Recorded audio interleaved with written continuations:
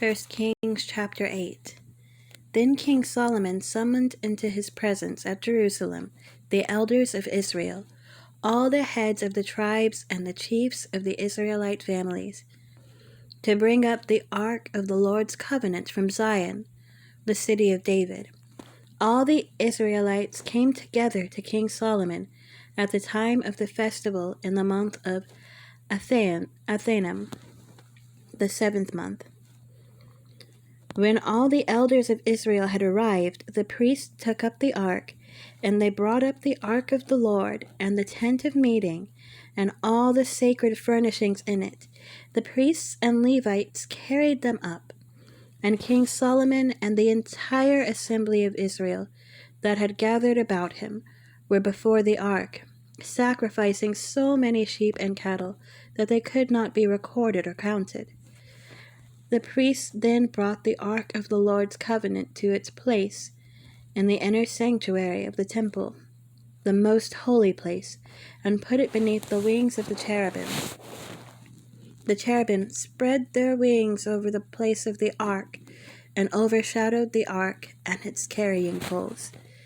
These poles were so long that their ends could be seen from the holy place in front of the inner sanctuary, but not from outside the holy place, and they are still there today. There was nothing in the ark except the 2 stone tablets that Moses had placed in it at Horeb, where the Lord made a covenant with the Israelites after they came out of Egypt. When the priests withdrew from the holy place, the cloud filled the temple of the Lord, and the priests could not perform their service because of the cloud, for the glory of the Lord filled his temple. Then Solomon said, "The Lord has said that he would dwell in a cloud. I have indeed built a magnificent temple for you, a place for you to dwell forever." While the whole assembly of Israel was standing there, the king turned around and blessed them. Then he said, "Praise be to the Lord, the God of Israel, who with his own hand has fulfilled what he promised with his own mouth to my father David. For he said, 'Since the day I brought my people Israel out of Egypt, I have not chosen a city in any tribe of Israel to have a temple built, so that my name might be there. But I have chosen David to rule my people Israel.' My father David had it in his heart to build a temple for the name of the Lord, the God of Israel. But the Lord said to my father David, 'You did well to have it in your heart to build a temple for my name. Nevertheless, you are not the one to build the temple, but your son, your own flesh and blood. He is the one who will build the temple for my name.' The Lord has kept the promise he made. I have succeeded David my father, and now I sit on the throne of Israel, just as the Lord promised. And I have built the temple for the name of the Lord, the God of Israel. I have provided a place there for the ark, in which is the covenant of the Lord that he made with our ancestors when he brought them out of Egypt." Then Solomon stood before the altar of the Lord, in front of the whole assembly of Israel, spread out his hands toward heaven, and said, "Lord, the God of Israel, there is no God like you in heaven above or on earth below. You who keep your covenant of love with your servants, who continue wholeheartedly in your way. You have kept your promise to your servant David, my father. With your mouth you have promised, with your hand you have fulfilled it, as it is today. Now, Lord, the God of Israel, keep for your servant David, my father, the promises you made to him when you said, 'You shall never fail to have a successor to sit before me on the throne of Israel.' If only your descendants are careful in all they do to walk before me faithfully as you have done. And now, God of Israel, let your word that you promised to your servant David, my father, come true." But will God really dwell on earth? The heavens, even the highest heaven, cannot contain you, how much less this temple I have built? Yet give attention to your servant's prayer and his plea for mercy, Lord my God. Hear the cry and the prayer that your servant is praying in your presence this day. May your eyes be open toward this temple night and day, this place of which you said, my name shall be there, so that you will hear the prayer of your servant prays toward this place. Hear the supplications of your servant and of your people Israel when they pray toward this place. Hear from heaven, your dwelling place, and when you hear, forgive. When anyone wrongs their neighbor and is required to take an oath, and they come and swear the oath before your altar in this temple, then hear from heaven and act. Judge between your servants, condemning the guilty by bringing down their heads what they have done, and vindicating the innocent by treating them in accordance with their innocence. When your people Israel have been defeated by an enemy because they have sinned against you, and when they turn back to you and give praise to your name, praying and making supplication to you in this temple, then hear from heaven and forgive the sin of your people Israel, and bring them back to the land you gave to their ancestors. When the heavens are shut up and there is no rain because your people have sinned against you, and when they pray toward this place and give praise to your name and turn from their sin because you have afflicted them, then hear from heaven and forgive the sin of your servants, your people Israel. Teach them the right way to live, and send rain on the land you gave your people for an inheritance.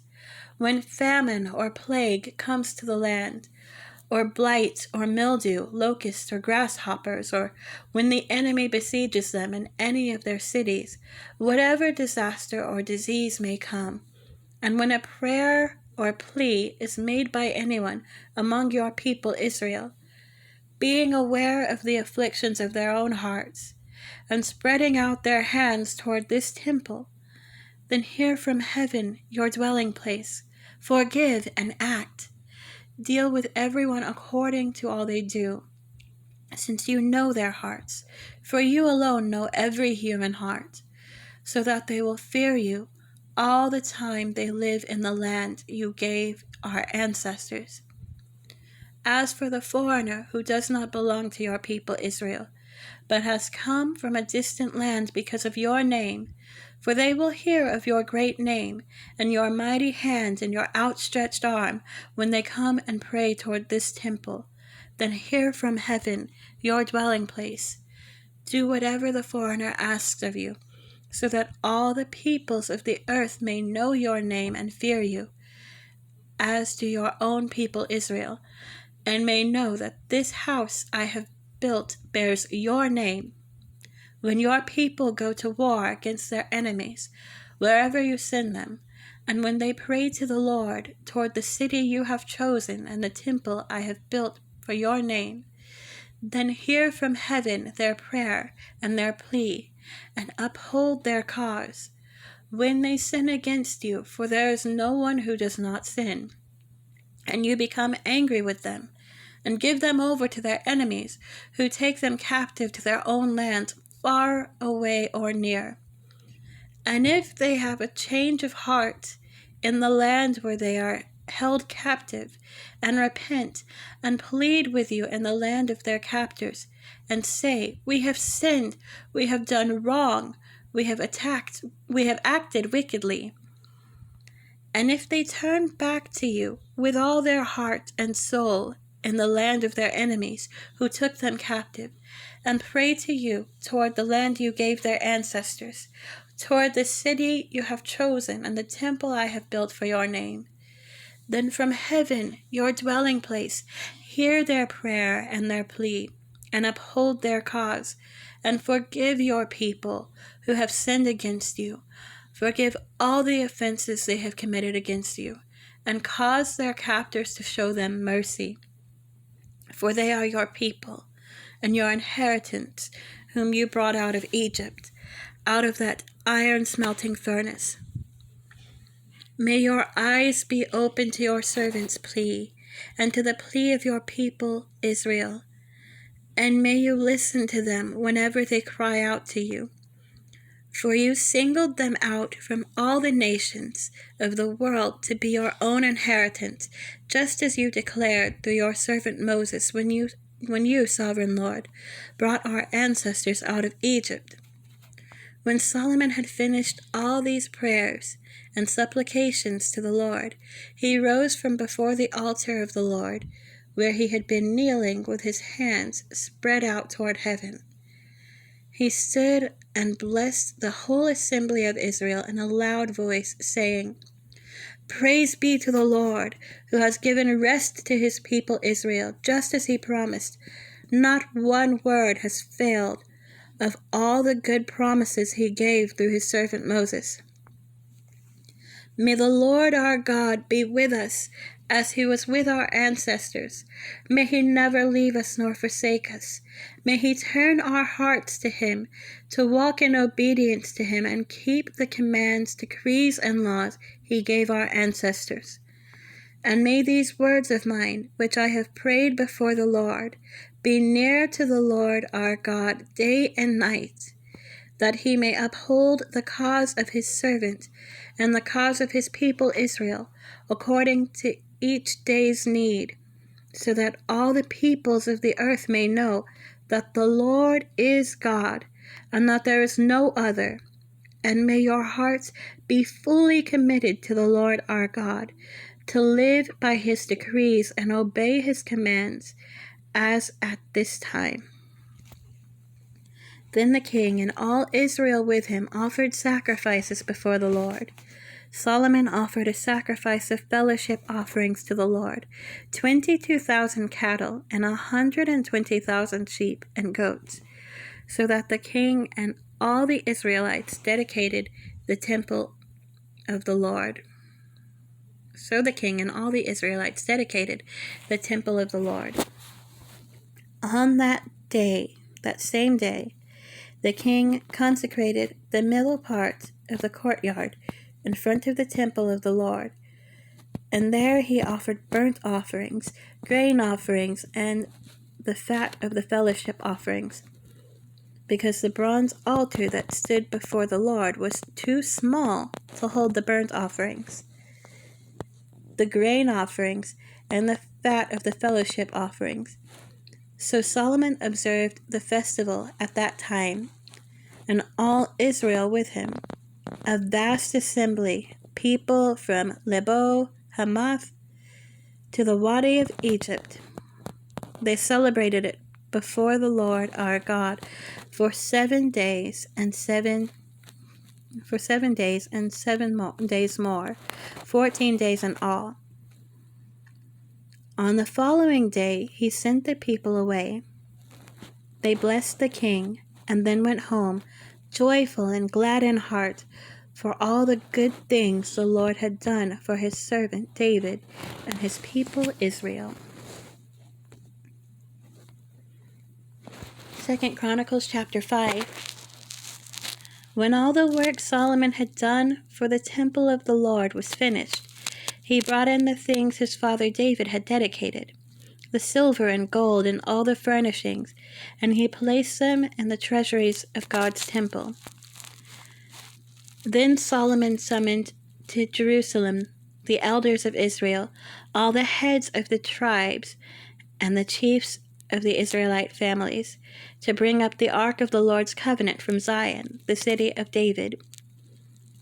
And all the Israelites came together to the king at the time of the festival in the 7th month.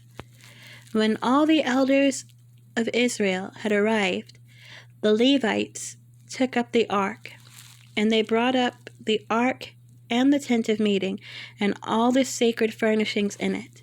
The Levitical priests carried them up, and King Solomon and the entire assembly of Israel that had gathered about him were before the ark, sacrificing so many sheep and cattle that they could not be recorded or counted. The priest then brought the ark of the Lord's covenant to its place in the inner sanctuary of the temple, the most holy place, and put it beneath the wings of the cherubim. The cherubim spread their wings over the place of the ark and covered the ark and its carrying poles. These poles were so long that their ends extending from the ark, could be seen from in front of the inner sanctuary, but not from outside the holy place, and they are still there today. There was nothing in the ark except the 2 tablets that Moses had placed in it at Horeb, where the Lord made a covenant with the Israelites after they came out of Egypt. The priests then withdrew from the holy place. All the priests who were there had consecrated themselves, regardless of their divisions. All the Levites who were musicians, Asaph, Heman, Jeduthun, and their sons and relatives, stood on the east side of the altar, dressed in fine linen and playing cymbals, harps, and lyres. They were accompanied by 120 priests sounding trumpets. The trumpeters and musicians joined in unison to give praise and thanks to the Lord, accompanied by trumpets, cymbals, and other instruments. The singers raised their voices in praise to the Lord and sang, "He is good, his love endures forever."